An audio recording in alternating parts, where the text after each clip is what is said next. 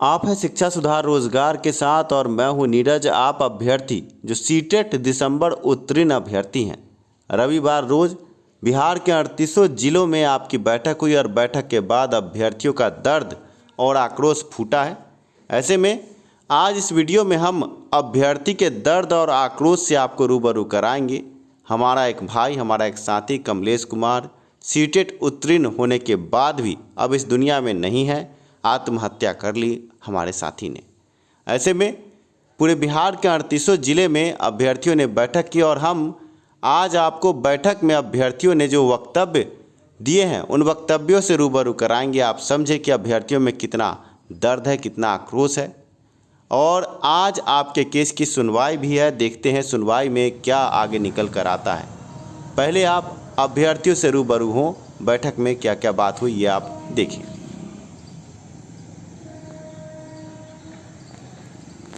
आपके सामने खड़े हैं मुजफ्फरपुर की धरती से सीटेट दिसंबर पास अभ्यर्थी जो अपने हक की मांग को लेकर के पटना उच्च न्यायालय पहुंच चुके हैं और कल इनके केस की सुनवाई है। कल है 29 जून 2020। ऐसे में हम अभ्यर्थियों से कुछ बात भी करेंगे कल की सुनवाई पर। साथ में आप पूरे बिहार के 38 जिले के अभ्यर्थियों को हम कहना चाहेंगे, आज हर जिले में बैठक हुई है। सभी को सत सत नमन कि आपने शिक्षा सुधार रोजगार का साथ दिया और कल की सुनवाई के बाद अगर फैसला आपके पक्ष में आता है तो आप शिक्षक बहाली में होंगे। ऐसे में हम कुछ अभ्यर्थियों की बातों को आपको सुनवाएंगे। आप समझें और देखें और जानें कि कुछ लोग इनके विरोध में खड़े हैं, पर इस अभ्यर्थी को आप देखें, विकलांग अभ्यर्थी है, मुजफ्फरपुर की धरती से खड़ा है और अगर इसको शिक्षक बहाली में मौका मिलता है, इसके परिवार की रोजी रोटी अच्छी होती है तो किसको दिक्कत है? आप इससे क्या उम्मीद रखते हैं? हम बहुत ही मजदूर परिवार के छात्र हूँ और हम इससे यह अभिलाषा रखता हूँ कि इससे मेरा परिवार आगे बढ़ेगा और हमारा परिवार सुरक्षित होगा, जिससे कि हमारे माता पिता भी हमसे ये उम्मीद रखे हुए हैं कि हमारा बच्चा आगे बढ़े और मेरा परिवार अच्छा हो। आप स्कूल में जाना चाहते हैं और शिक्षक बन के राष्ट्र निर्माण करना चाहते हैं। क्या लगता है कि आगे राष्ट्र निर्माण के लिए शिक्षक की भागीदारी कितनी होनी चाहिए? बहुत ऊंचा से ऊंचा होना चाहिए, जिससे कि हमारा राष्ट्र बहुत ही अच्छा हो, हमारा देश सुरक्षित हो। शिक्षक ही एक ऐसा व्यक्ति है जो अपने राष्ट्र का निर्माण करता है। राष्ट्र के निर्माण का गुरु शिक्षक होता है। ठीक है, धन्यवाद सर बात करने के लिए। हमारे साथ है और अभ्यर्थी। सर आपका नाम क्या हुआ? दिव्यांशु सौरभ। दिव्यांशु जी, अभी जो आप यहाँ बैठे हैं, आज जो बैठक हुई, पूरे बिहार में बैठक हो रही है, क्या लगता है सर कि कल केस में क्या हो सकता है? हम लोग को पूरा उम्मीद है कि कल जो सुनवाई होनी है उसमें हम लोग को न्याय मिलेगा और हम सभी छात्र आज इसीलिए एकत्रित यहाँ हुए हैं कि आपस में कोरिलेट कर सके और कल का जो फैसला होना है वो ऐतिहासिक फैसला होगा। इसमें शिक्षा सुधार रोजगार बहुत अहम रोल अदा की है और ख़ासकर नीरज जी, आपको भी हम दिल से धन्यवाद देना चाहते हैं कि तमाम बिहार के छात्रों की लड़ाई आप लड़ रहे हैं और हमें सरकार से तो उम्मीद नहीं लग रही है और न्यायालय से ही उम्मीद है कि हम लोग को कल ये फैसला हम लोग के पक्ष में आएगा और ये शिक्षक नियोजन जो भी चल रहा है उसमें दिसंबर सीटेट पास अभ्यर्थी को मौका मिलेगा। धन्यवाद सर। ऐसे में हम और अभ्यर्थी के पास पहुँचेंगे। सर आप कुछ कहना चाहेंगे? क्या नाम है आपका? सर लखिंदर कुमार हुआ सर। लखिंदर जी, क्या कहना चाहेंगे सर? कहना चाहेंगे सर, कल हम लोग का सुनवाई है और हम लोग को अपने आप पर भरोसा है, कल हम लोग को जीत मिलेगी और आशा करते हैं कि इस नियोजन में ही हम लोग अप्लाई करेंगे। धन्यवाद सर। हमारे साथ रणधीर जी हैं जो मुजफ्फरपुर के जिलाध्यक्ष भी हैं। रणधीर जी, क्या लगता है कल की सुनवाई से? जी, कल की सुनवाई हम लोगों के पक्ष में ज़रूर आएगा, क्योंकि हमने सरकार की सारी दरवाजाएं को खटखटाया लेकिन सरकार हम लोगों की एक ही बात नहीं सुनी, तो अंत में हम लोगों को न्यायालय में जाना पड़ा और न्यायालय से हम लोगों को पूरा उम्मीद है कि हम लोगों को इस बहाली में मौका मिलेगा और जो भी फैसला आएगा वो हम लोगों के पक्ष में आएगा।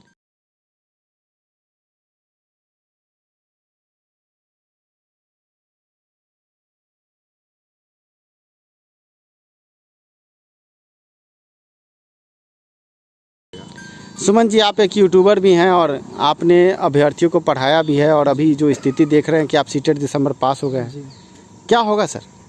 सर, हम लोग जब न्यायालय गए उससे पहले हमने बहुत सारे प्रक्रिया में पहले भाग लिया। हमने सबसे पहले अधिकारियों को मिलने का कोशिश किया, जल्दी तो शुरू में मिलने दिया नहीं जाता था, लेकिन बहुत कोशिश के बाद हम लोग ने अधिकारी से मिला और उसके बाद उन्हें ज्ञापन सौंपा कि हमारी ये मजबूरी है, हमारा बहुत ज़्यादा संख्या नहीं है, और इस प्रत्येक परिस्थितियों को हमने अधिकारी के सामने में रखा। उसके बाद हमने तमाम जो भी मंत्री हैं, लोकल स्तर पे विधायक हैं, उन सभी के पास हम लगभग लोगों के पास ज्ञापन हम लोगों ने सौंपा, लेकिन सभी जगह से अल्टीमेटली निराशा मिली। हम लोग हार के अंत में न्यायालय से गुहार लगाने गए, क्योंकि छात्र जो है बहुत डिप्रेशन में है। आप कुछ दिन पहले न्यूज़ देखे होइएगा, बहुत सारे समाचार पत्र में न्यूज़ आया था, कमलेश नामक एक छात्र थे जिन्होंने सुसाइड कर लिया। आखिर वो सुसाइड क्यों किया, क्या कारण था? इस कारण पे कोई अगर नज़र डाल रहा है, सब आदमी अपने स्वार्थ के फेरा में है कि नहीं हमारा होना चाहिए। क्या कमलेश जो लड़का था वो सुसाइड खुशी से किया? नहीं, वो सीटेट पास था, उसके पारिवारिक स्थिति खराब थी, उसका माली स्थिति ऐसा था जो कि दाने दाने के लिए मुमताज़ था। तो डिप्रेशन कोई बीमारी नहीं है, ये बीमारी ऑटोमेटिकली जनरेट होती है, और बीमारी कमलेश को जनरेट हुआ और कमलेश मारा गया। अब अगला कमलेश बिहार में कोई नहीं हो, हम ये चाहते हैं। क्योंकि सबसे बड़ी बात है कि अगर जुलाई वाले सोचते हैं या बीटे 17 वाले सोचते हैं कि ये जो दिसंबर वाले हैं ये स्टे लगाना चाहते हैं, आखिर क्यों स्टे लगाना चाहेंगे भाई? उनको सबको रोजगार चाहिए। अगर स्टे लगवाएंगे तो खुद के पैर पर कोई कुल्हाड़ी मारना चलता है? कोई भी चाहेगा? कभी नहीं चाहेगा खुद के पैर पर कुल्हाड़ी मारे।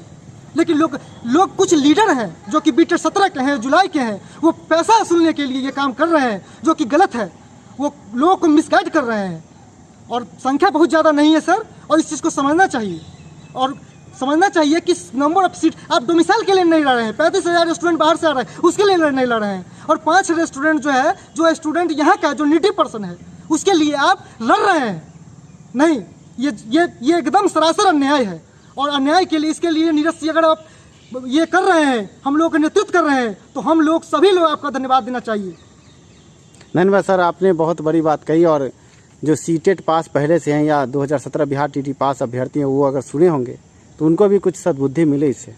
धन्यवाद आप सभी का कि आप सभी यहाँ पहुँचे हैं और इस एलएच कॉलेज के प्रांगण में, जो ऐतिहासिक प्रांगण है, वहाँ आप लोग इकट्ठा हुए, और आशा करते हैं कि कल बड़ी जीत के साथ हम लोग फिर मिलें। धन्यवाद आप सभी का साथ देने के लिए। धन्यवाद। अभी आपने अभ्यर्थियों को सुना और आप समझ सकते हैं कि अभ्यर्थी डिप्रेशन में है, अभ्यर्थी परेशान है, अभ्यर्थी अब न्यायालय पर पूरी उम्मीद लगा बैठा है। और ऐसे में आज केस की सुनवाई है, देखते हैं संध्या तक क्या अपडेट आता है। और इस वीडियो को देखने के बाद आप समझे होंगे कि ये आंदोलन, ये बैठक पूरे बिहार के लिए एक मिसाल होगा। आपके स्क्रीन पर आप देख सकते हैं सीटेट अभ्यर्थियों ने किया विरोध। ये खबर है औरंगाबाद की। औरंगाबाद, बिहार के औरंगाबाद ज़िले में अभ्यर्थियों ने बैठक की। दूसरी खबर आप भागलपुर की देख लें। भागलपुर के अभ्यर्थियों ने बैठक की है और अखबार ने लिखा है शिक्षक बहाली में अवसर नहीं देने से रोष। ये भागलपुर की तस्वीर है। आपको हम औरंगाबाद की अन्य तस्वीर भी, अन्य अखबार की तस्वीर भी दिखा रहे हैं। आप देख सकते हैं कि अभ्यर्थियों ने मैदान में, एक खुले मैदान में बैठकर इतनी बारिश के बीच बैठक की है। और अभ्यर्थियों के जज्बे में कोई कमी नहीं है। पूरे बिहार के 38 जिले के अभ्यर्थी बैठक में भाग लेकर इस मुहिम को आगे बढ़ा रहे हैं। और भागलपुर, औरंगाबाद, मुजफ्फरपुर, पटना, मोतिहारी, पश्चिमी चंपारण, पूर्वी चंपारण, खगड़िया, बेगूसराय, हर स्थान, पूरे बिहार के 38 जिले में हर कस्बे, हर गांव में अभ्यर्थियों ने बैठक की। और सीटेट दिसंबर उत्तीर्ण अभ्यर्थी अपना हक मांगते हैं। आप तस्वीरें देख सकते हैं। ऐसे में अगर सरकार के उच्च अधिकारी इन तस्वीरों को देख रहे हैं तो सीटेट दिसंबर उत्तीर्ण अभ्यर्थियों के लिए हम ये गुहार लगाते हैं कि कुछ सोचा जाए, कुछ किया जाए। अभ्यर्थी डिप्रेशन में है, अभ्यर्थी फांसी लगा रहे हैं और उच्च अधिकारी इस पर कोई कार्रवाई नहीं कर रहे। अंत में अब अभ्यर्थी पटना हाईकोर्ट की शरण में है और आज पटना हाईकोर्ट में इस केस की सुनवाई है। अगले 2 से 3 घंटे में इस संबंध में अपडेट आ जाएगा कि आगे सुनवाई में क्या हुआ, अभ्यर्थियों के साथ क्या होगा। पर हम ये आशा करते हैं कि पटना उच्च न्यायालय से सकारात्मक अभ्यर्थियों को रिजल्ट मिले, अभ्यर्थियों की जीत हो और शिक्षक बहाली 2019-20 में अभ्यर्थियों को मौका मिले। अभ्यर्थी जो पूरे बिहार के 38 जिले के हैं और अब उम्मीद न्यायालय से है। आज 1 से 1.5 घंटे के बाद न्यायालय में सुनवाई होगी और हम आशा करते हैं कि आपको कुछ खुशखबरी हम दे पाएँ। ये बड़ी जीत होगी। अगर अभ्यर्थियों को जीत मिली तो एस्टेट 2019 परीक्षा कदाचार युक्त परीक्षा रद्द होने के बाद ये दूसरी बड़ी जीत होगी अभ्यर्थियों की। अब देखना यह है कि आगे क्या निर्णय निकल कर आता है। बिहार के 38 जिले के अभ्यर्थी अब इंतज़ार में हैं और हम भी इंतज़ार कर रहे हैं कि आगे न्यायालय इस पर क्या आगे बड़ा आदेश देता है। आप शिक्षा सुधार रोजगार के साथ हैं और पूरे बिहार में कल जैसा कि आंदोलन हुआ, अभ्यर्थियों की बैठक हुई और अब अभ्यर्थी ये मांग करते हैं, ये गुहार लगाते हैं कि जल्द से जल्द अभ्यर्थियों के साथ इंसाफ हो। न्यायालय पर हमारा पूरा भरोसा है, न्यायालय न्याय करेगी और अभ्यर्थियों को इंसाफ मिलेगा। आगे आप अभ्यर्थियों से ये निवेदन है कि शिक्षा सुधार रोजगार के जो अध्यक्ष हैं उनके अलावा आप किसी पर विश्वास न करें। कल जैसे कि बैठक हुई और 38 जिले में जिला अध्यक्ष द्वारा बैठक की गई, पर हमें ये खबर भी आ रही है कि जिला अध्यक्ष जो बैठक कर रहे हैं, कुछ अभ्यर्थी आपस में ही गुटबाजी करके आपकी लड़ाई को कमज़ोर करते हैं।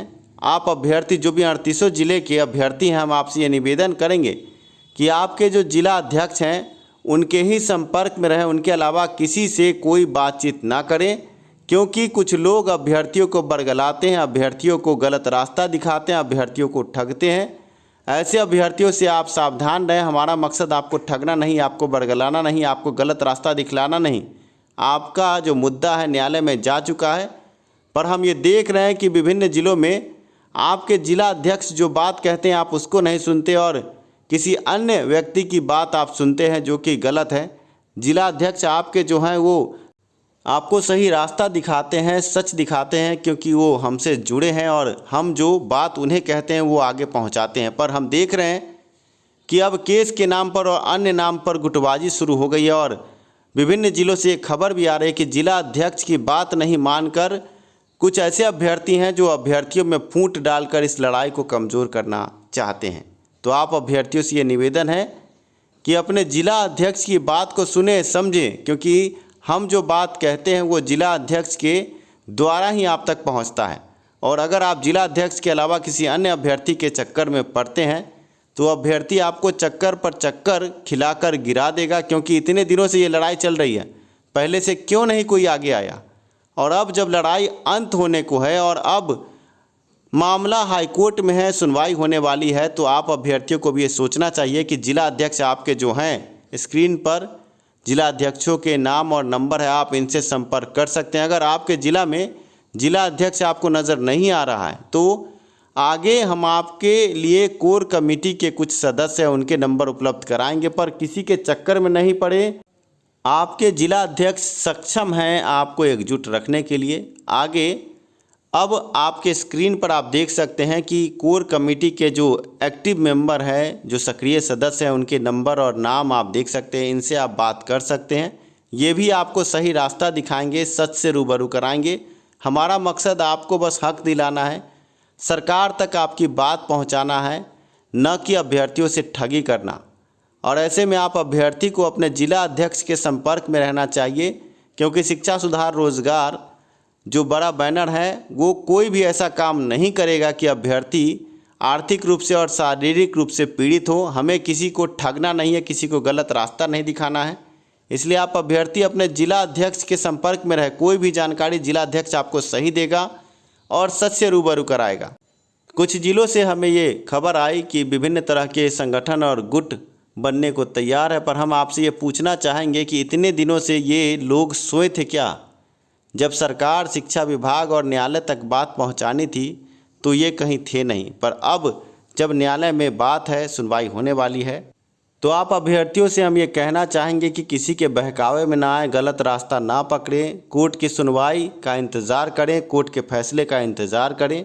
धन्यवाद वीडियो देखने के लिए, साथ देने के लिए। शिक्षा में सुधार हो, सभी के पास रोज़गार हो, इसी नारे के साथ अगले वीडियो में हम आपसे मिलते हैं।